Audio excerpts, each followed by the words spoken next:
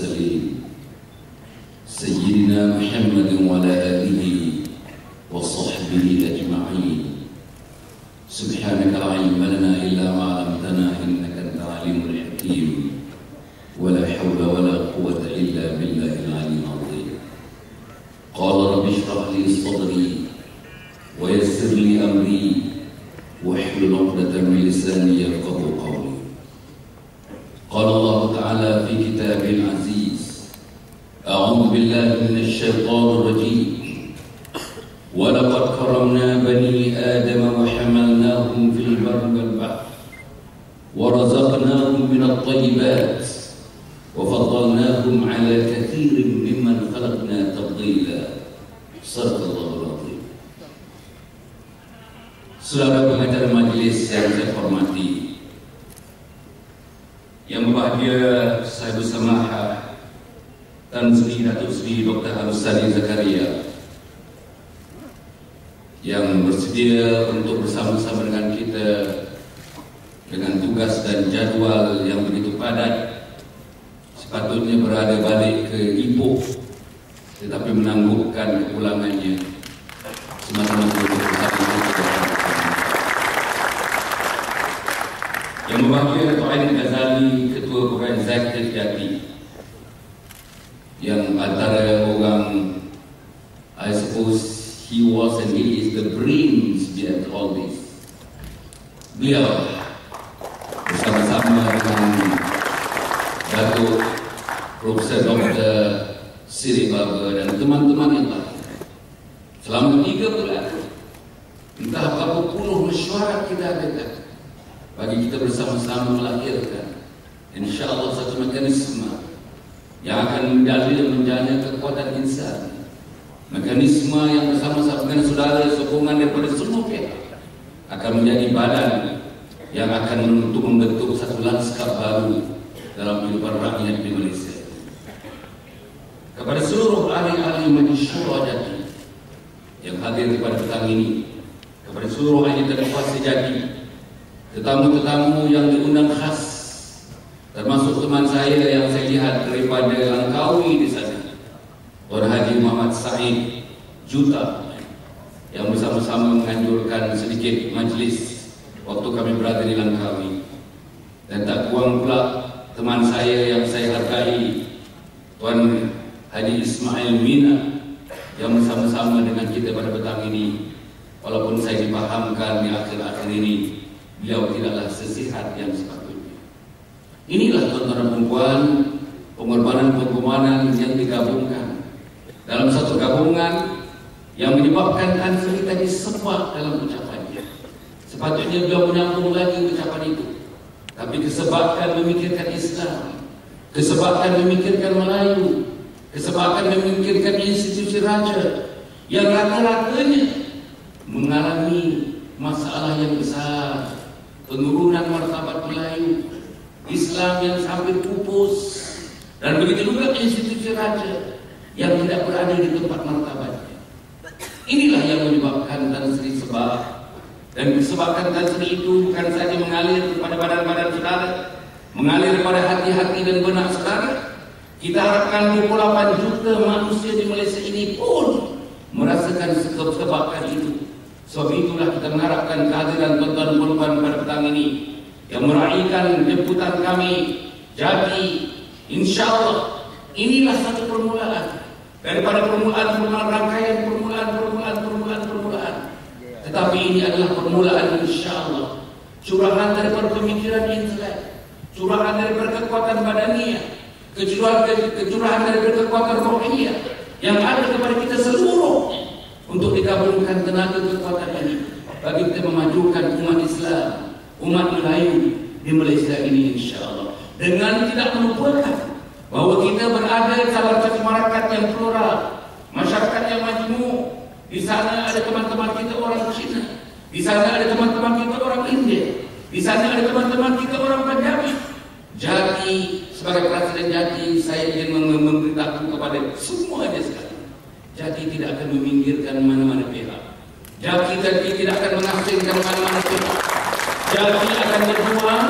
Kita hanya minta rakyat Malaysia seluruhnya akan memberikan penghormatan, respek yang kita hendak kepada apa yang kita lakukan hari ini untuk generasi-generasi yang akan datang nanti, insya-Allah.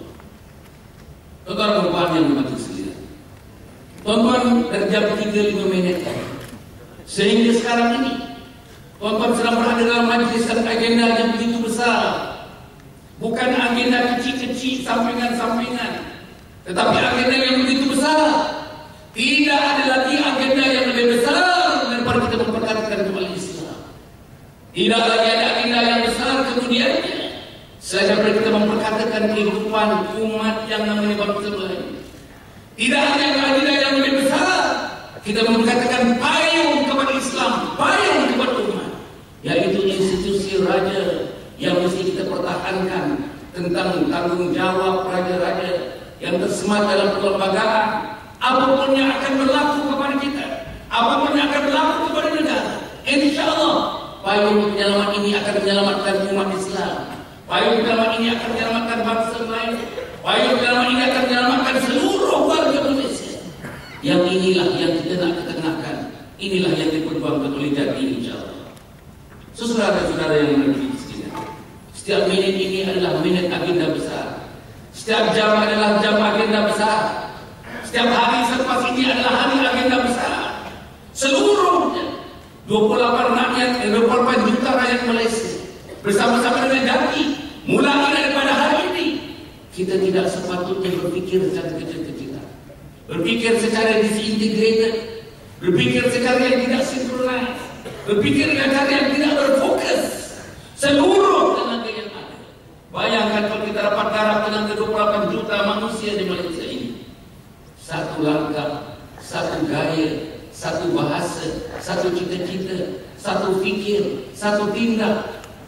Inilah yang nak dilakukan. Sebab itu saudara, apapun manusia mengatakan, apapun pandangan manusia, jadi insya-Allah atas dasar keharmonian dalaman kita, atas dasar hati yang mulia, jujur, ikhlas, teman-teman yang berada tuan-tuan daripada universiti, teman-teman daripada dunia profesional, teman-teman daripada dunia korporat, pemimpin-pemimpin masyarakat yang bersama dengan kita, para ulama yang bersama-sama dengan kita. Bantuan mixture ini adalah satu mixture yang saya katakan satu mixture yang dinanti-nantikan dalam kita melayani bahtera membangunkan Malaysia dan air tercinta ini. Saudara-saudara yang mati sekalian, saya mengatakan ini agenda besar. Bagi saya tidak ada lagi agenda yang lebih besar daripada ini. Saya seperti Tan Sri nak tutup mata, tuan-tuan. Nak tutup mata, Allah akan tutup mata saudara, akan tutup mata saya. Malaikat maut akan bertemu dengan saudara, akan bertemu dengan saya. Bila mata tuan-tuan dan puan ditutup serapat-rapatnya, tak mungkin dibuka semula. Apa yang tuan-tuan nak tinggalkan di bumi tercinta ini? Tinggalkan anak generasi yang tak paham Islam, tak mengerti Islam, tak sembahyang, tak pergi sembahyang Jumaat, tak ambil ilmu, tak ke masjid, tak ke surau, tak tahu hal akidah, tak tahu hal syariah, tak tahu hal akhlak. Saudara nak tinggalkan keluarga yang so disintegrated, nak tinggalkan isteri yang tak tahu mana hal tuju dalam hidup, nak bawa anak yang ditinggalkan. Banyak adik-beradik yang tidak bertegur sapa. Bayang mertua, ibu mertua yang tidak pernah diraihkan. Bayang kehidupan nafsu-nafsi dalam keluarga yang namanya unit-unit keluarga. Bayangkan anak yang tidak pernah menghormati ibunya, ayahnya. Bayangkan suami yang tidak ada respect kepada istrinya, istri yang tidak ada respect kepada suaminya. Bayangkan pertelingkahan anak-anak hasil daripada tinggalan harta sebidang tanah yang menyebabkan adik abang kakak tidak berteguran sepanjang hidupnya. Inilah yang kita akan tinggalkan. Banyak yang lebih besar daripada ini. Kejiranan, kerukun tanggaan kita. Apa artinya jiran dalam hidupnya? Saudara-saudara, coba saudara tanyakan, do you need neighbors in your life? Dalam keadaan tuan-tuan hidup itu individualistik, kita merasakan kita self-contained. Everyone is living in an environment of self-contained. Kita tak perlukan kita, tak perlukan tenaga, tetangga. Inilah yang benar. Rumah sebelah seolah-olah kita tak kenal siapa nama suami yang sebenarnya. Rumah, 2 rumah, 3 rumah yang berselang. Kita tak tahu berapa anaknya, sekolah mana anaknya, orang mana mereka. Kita kenal keretanya kalau orang tanya kepada kita, kenal tak Encik Harun bin Din? Kita tak kenal, kita tanya dia pakai kereta apa? Dia pakai Audi ke? Dia pakai Mercedes ke? Dia pakai BM ke? Dia pakai Porsche ke? Saudara, apa lagi kita nak tinggalkan kepada masyarakat? Kita nak tinggalkan kepada masyarakat, saudara, masyarakat yang dilanda oleh berbagai-bagai masalah yang saya nak sebutkan sepintas lalu, masalah-masalah yang sedang dihadapi. Saudara-saudara, kalau saudara lihat masalah yang kan sedikit telah menyebutkan sedikit daripada masalah. Masalah ini bukan masalah struktural. Masalah ini adalah masalah struktural. Masalah ini adalah masalah morfologik. Sebab itu, saudara, masalah besar ekonomi yang tidak seimbang. Pada tahun 2008, Bumi Putra memiliki 19,3% pegangan ekuiti korporat. 19,3%. Saya punya statistik lebih tinggi sikit daripada Tan Sri. Tan Sri kata 17%. Bayar pemilikan Bumi Putra dalam saham modal pada nilai harga berada pada 21,9% pada 2008. Masih rendah daripada sasaran 30%. Yang ini kita akan tinggalkan bila mata kita ditutup rapat oleh Allah. Bayar majoriti syarikat Bumi Putra adalah kecil, dengan 65% daripadanya menjalin keuntungan kurang daripada 250,000 status. Bayar 80% daripada pendapatan hasil rumah kurang daripada 1,000 adalah orang lain. 90% rakyat Malaysia tidak ada simpanan dan 14% rakyat Malaysia tidak ada langsung apa juga kekayaan dalam bentuk aset. Dan dari kelompok itu 72% adalah daripada kelompok Melayu Bumi Putra. 80% rakyat Malaysia yang terbawah hanya memiliki 5% aset keuangan negara, sementara 20% golongan teratas memiliki 95% dari financial asset di negara ini. Senarai orang yang terkaya baru diumumkan minggu lepas. Senarai bilioner di Malaysia daripada 10, seorang saja Melayu. Daripada 10. Daripada yang nomor 1, 45.7 bilion nilai aset. Orang Melayu yang tersenarai itu nombor 5. Nilai aset dia, aset 9.53 bilion. Kawan ni 45.7 bilion. Yang nomor 2, 42.99 bilion. Saudara, inilah yang akan ditinggalkan oleh Hasan Ali bila Allah menutup rapat matanya nanti. Saudara, masalah moral saya dah sebut sepintas lalu saja. I'm not going to bore you on this one. Masalah moral, Malaysia adalah di antara 10 negara tertinggi dalam pengambilan Arab di dunia. 10 negara tertinggi. Saya nak cegah Arab. Masa saya jadi exco, dia tak bagi. Teman-teman saya tak bagi. Teman-teman dalam kelompok saya pun tak bagi.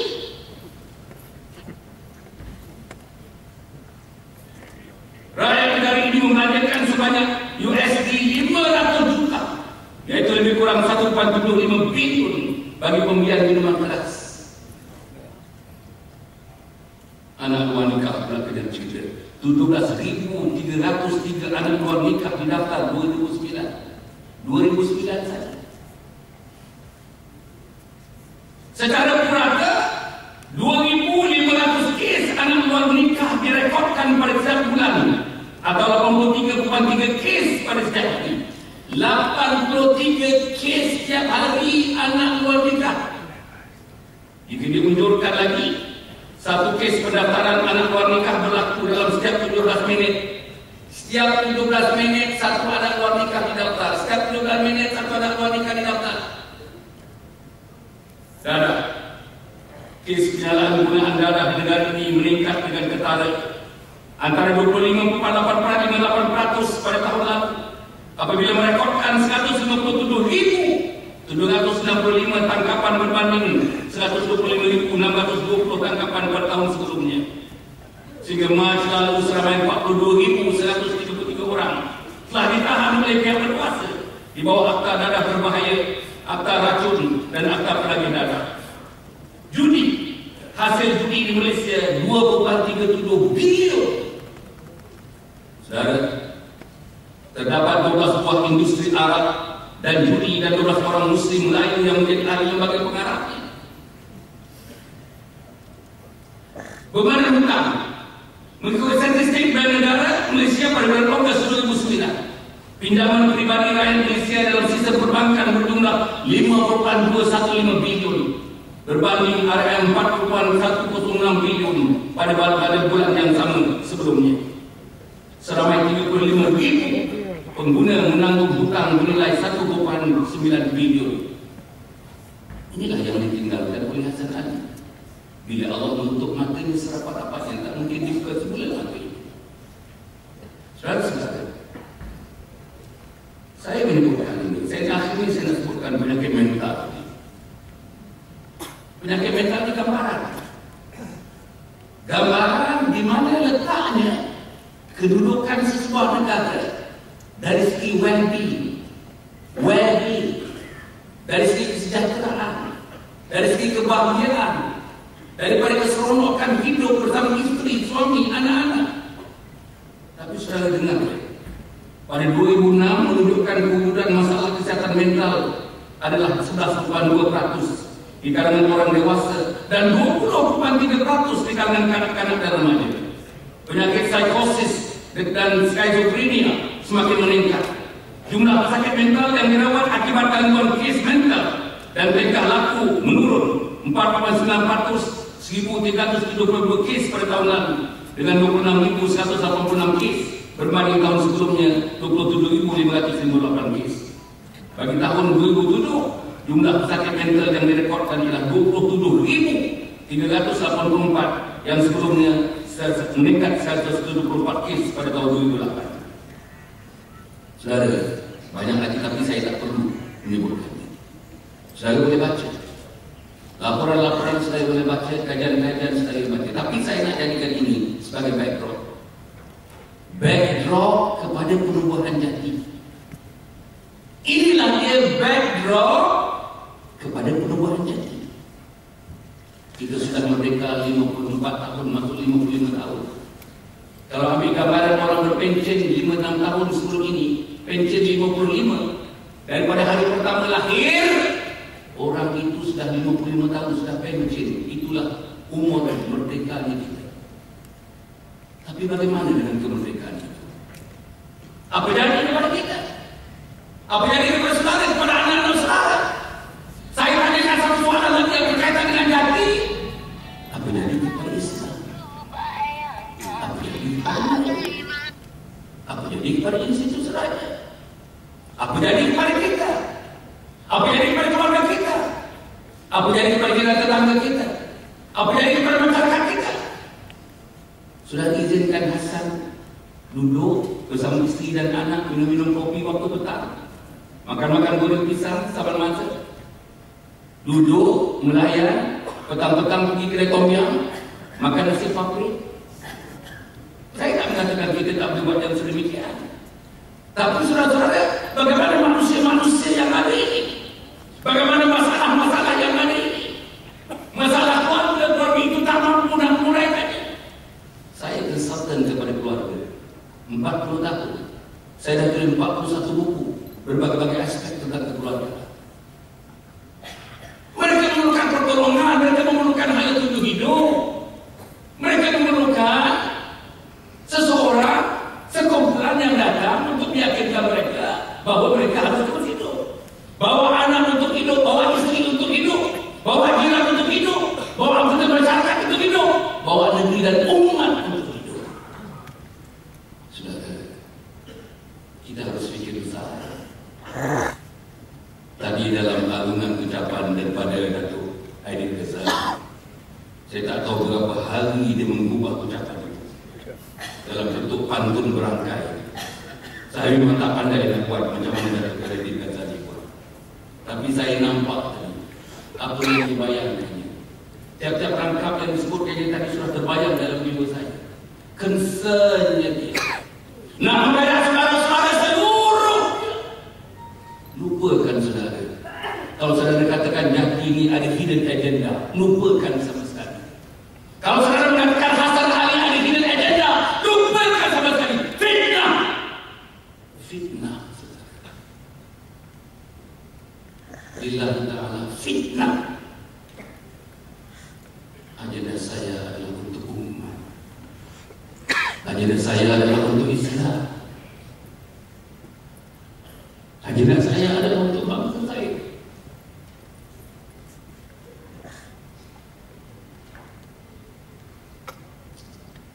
Saya lihat dalam Twitter, saya lihat dalam Facebook, berbagai-bagai yang dilemparkan kepada saya. Saya doa kepada Allah Subhanahu wa Ta'ala agar sebutir cahaya dimasuk dalam jiwa-jiwa insan. Saya maafkan mereka. Mereka tidak mengerti. Tapi kalau mereka yang mengerti, saudara-saudara yang datang ini, golongan yang mengerti, adakah saudara sebab ini, sebab minum, kita balik pulang ke rumah? Setakat itu sahaja. Naik kereta bersama isteri, tak cerita pun apa butir-butir yang kita dapat. Ucapan daripada Tan Sri tadi yang sebab tadi, apa yang kita dapat? Saudara, agenda yang begitu besar. Agenda yang begitu besar, kenapa agenda begitu besar? Kerana secara langsung, tidak secara langsung, saudara-saudara, kita telah mengadop satu bentuk pembangunan yang kita tak tahu kenapa kita adopt approach penegakan pembangunan yang sedemikian. Keseluruhannya Malaysia daripada awal-awal lagi mengambil satu pendekatan barat yang namanya the status theory for development. Teori-teori berperingkat-peringkat untuk development yang dibawa oleh W.W. Rostow tahun 1962 dalam bukunya The Stages of Economic Growth. Apa dia kata? Masyarakat bergerak daripada the traditional society, started from a traditional society, move on kepada the preconditions for take-off, bergerak lagi kepada the take-off, bergerak lagi kepada the post take-off, bergerak lagi kepada the drive to maturity, dan akhirnya the age of high mass consumption. Di mana Malaysia sekarang?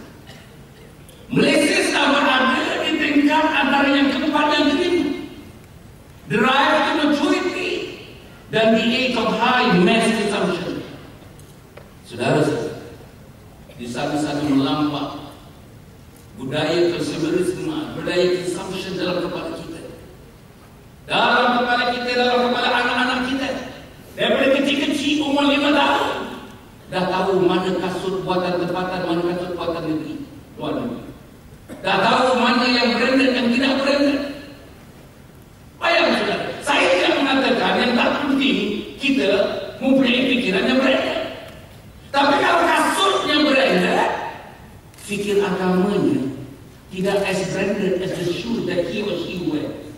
Bayang saudara, bajunya branded, tetapi fikir tentang bangsanya tidak sebranded baju yang dipakai.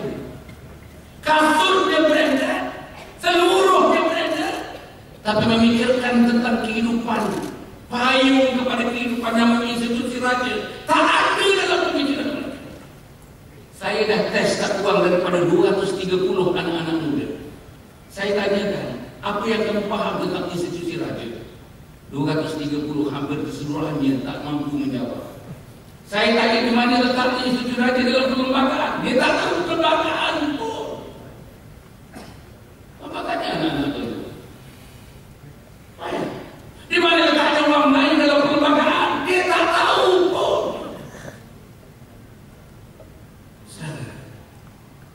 Saya akan tutup mata, saya akan tutup mata. Bayangkan generasi yang kita tinggalkan. Terumbang-ambing, terumbang-ambing, terumbang-ambing. Bayangkan generasi yang kita tinggalkan, hala dulu yang bersimpang siur. Bayangkan generasi yang kita tinggalkan, tiang seri akidah tidak ada dalam hidupnya. Tiang segi syariah tidak ada dalam hidupnya. Tiang segi akhlak tidak ada dalam hidupnya. Saya pergi kawasan luar bandar termasuk kawasan Belanda. Baru pukul 4.30 semuanya naik motosikal saya tengok. Pergi kawasan yang macam bandar sikit di tempat gugusan dan kawasan-kawasan. Berderam dengan motosikal, di sana motosikal kemari, motosikal sana, motosikal kemari. Bergaul anak laki-laki dengan anak perempuan hampir tidak ada batasnya. Tepuk-menepuk di antara mereka. Sebagainya pakai tudung sikit, t-shirt, belah tengah, sampai nampak jalur-jalurnya. Apa ni? 4.30 dah naik motor, pergi kat kedai-kedai. Mak tak tolong, ayah tak tolong. Anak yang sama tuan, tak pegang pagang dah. Anak yang sama tak pegang dah. Penolak yang menyuruhkan kembali. Tak ada dah. Jiwa itu sudah tidak ada. Jiwa penerokaan itu sudah tidak ada. Jiwa agama habis. Pupus. Itulah generasi ini. Saya jaga Felda dulu masa saya menjadi pengarah perancangan Kementerian Tanah dan Galian, ketika itu menterinya satu orang Sri muda. Saya bekerja di kementerian itu. Jaga Felda. Saudara, memang kita gariskan, saya dan teman-teman menggariskan untuk memajukan mereka ketika itu dalam tahun 75 begitu. Saya dah gariskan yang pertama sekali ialah Islam, yang kedua ialah bangsa Melayu. Ketika itu pun kita sudah sedar tentang institusi raja. Tapi teman-teman tak mau ikut, saudara. Pimpinan Felda ketika itu tak mau ikut. Ada pimpinan yang tak mau bagi salam. Bagi salam di marahnya, bagi salam di marahnya. Bayar tuan-tuan. Apa jadi kepada masyarakat Felda sekarang ini? Tuan-tuan bagi tahu saya apa dosa yang tak berlaku dalam masyarakat Felda. Sampai swapping of wife pun saya beritahu berlaku dalam masyarakat Felda. Imagine. Saya bukan nak menutup masyarakat Felda, tidak sama sekali. Tapi fakta-fakta ini didatangkan kepada saya. Dan saya katakan ada fakta-fakta ini. Apa yang ada di Bukit Bintang ada di Felda. Apa yang ada di dekat Masjid Bangsa di sana ada di Felda. Apa yang ada di tempat-tempat hiburan yang ada di mana-mana Kuala Lumpur, Shah Alam di mana pun. Shah Alam tak banyak hiburan. Ada dalam Felda.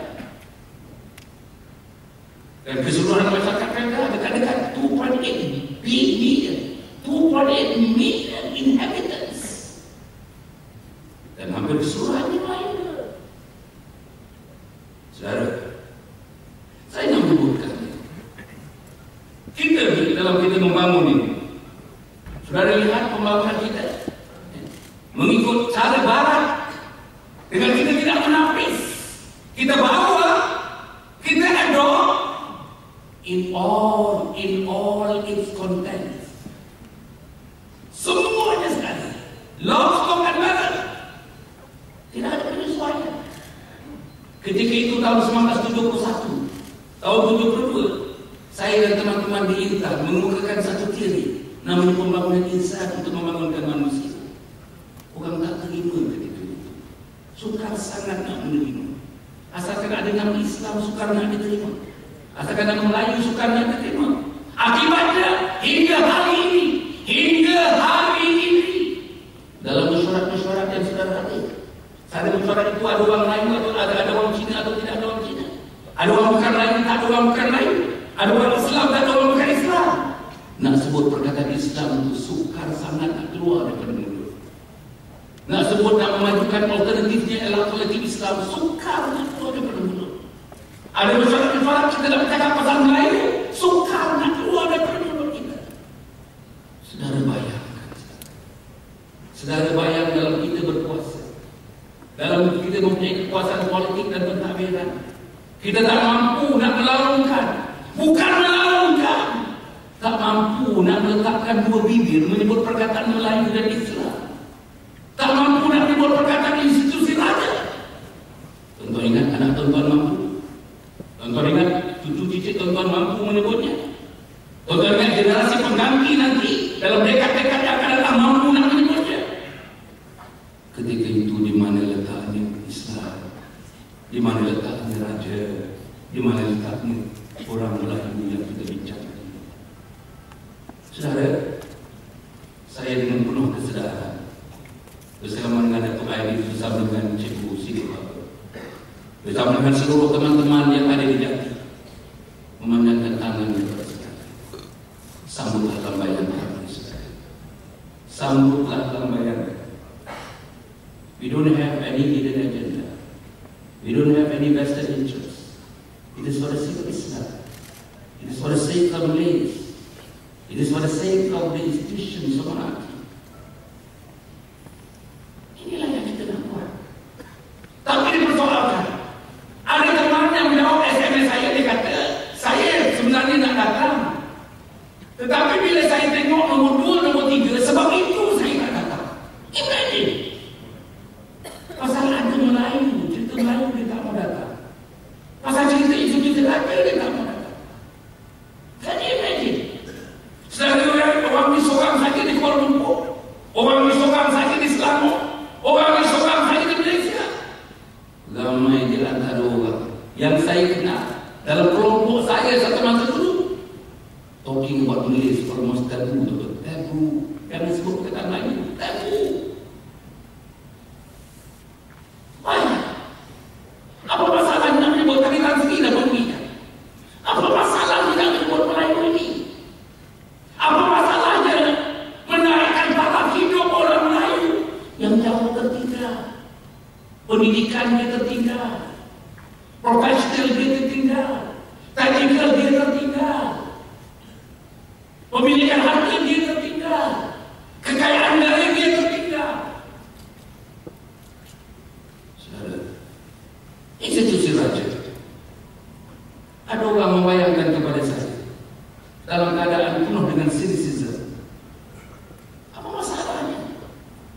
Saya nak katakan kepada teman-teman yang hadir pada hari ini, kalau siapa-siapa lagi nak merubah sistem pentadbiran negara, kalau ada yang bercita-cita nak jadikan Malaysia ini republik, kalau mereka dapat 2/3 parlimen itu, mereka dapat terusan parlimen, mereka tidak boleh menukar Malaysia menjadi apa bentuk pun pemerintah termasuk republik tanpa tanda tangan daripada Majlis Raja.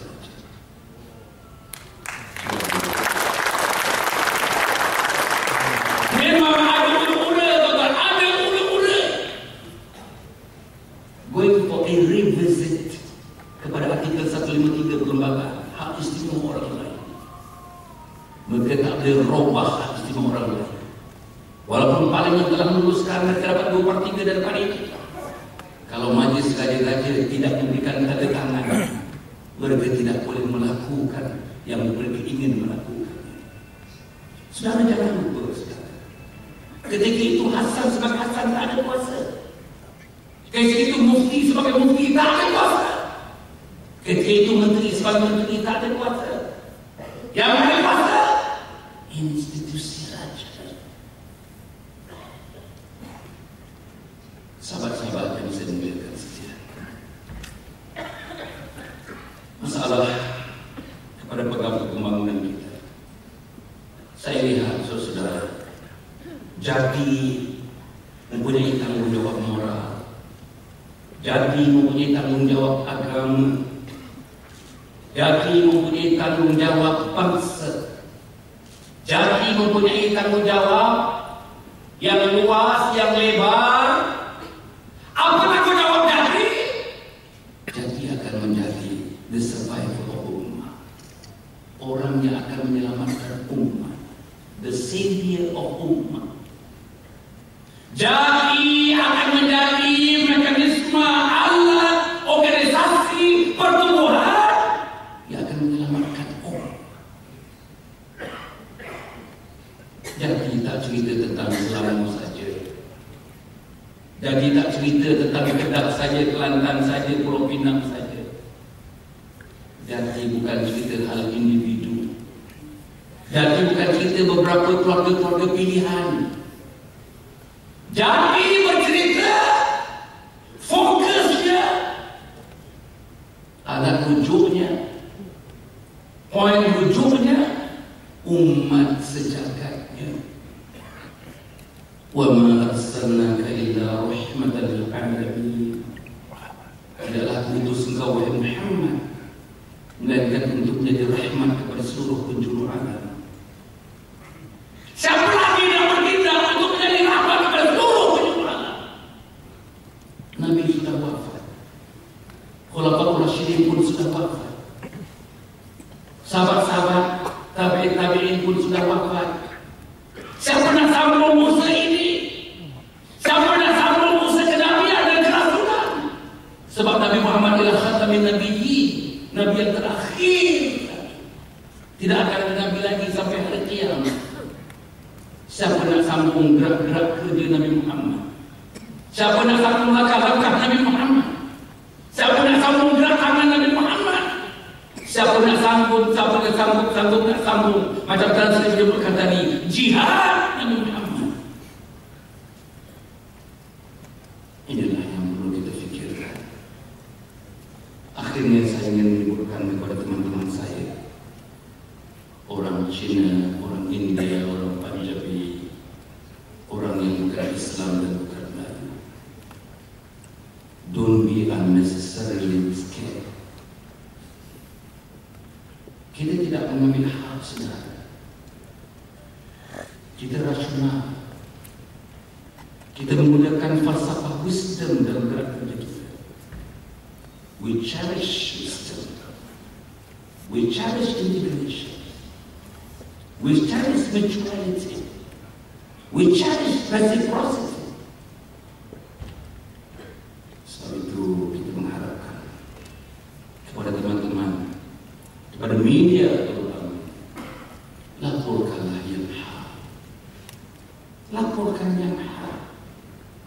Malaysia akan bangun, Malaysia akan kukuh, Malaysia akan kuat kalau insan-insannya bercerita tentang hak. Malaysia akan terjerumus, Malaysia akan punah kalau manusia menyebar-nyebarkan, memanjang-manjangkan yang batil. It is really perlawanan di antara hak dan batil. Saudara, insyaAllah saya sangat-sangat mengharapkan kepada yang hadir pada petang ini sebagai Presiden Jatim. Saya mengucapkan terima kasih kepada hadirin saudara.